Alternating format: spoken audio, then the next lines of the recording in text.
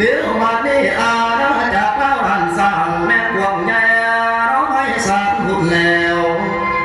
มีตำนานเย้าไก่หายมาก็รับน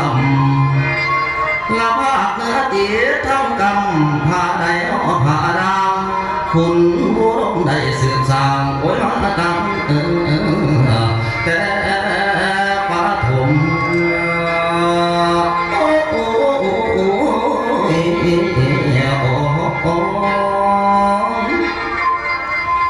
เดี๋ยววันนี้สื่อเสียงเราว่าเลิกลมสมสาวสั้นไส้นั่นแล้วเพื่อนแผ่นดินอาจจะเอาไก่ของไพบนคนกาละแต่ทั้งหัวไว้ทั้งหางแดนอาไว้กว้างใหญ่พี่น้องเอ๋ยแก้มดีพี่น้องอยู่แต่ไปจำจอดต่อคำละสายผู้หลวงแม่เส้นไม่ลงแม่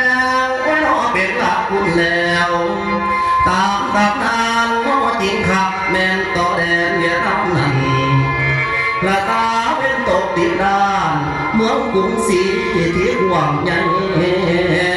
ถึงเข้าดงพญาไฟต้นหมากดู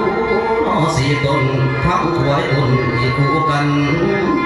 ในสมัยครั้งนั้นเจ้าฝากคุมเพื่อนำพาเด้อพี่น้องเพื่อทอนโฮมอาเป็นหนึ่งเดียวโดยดา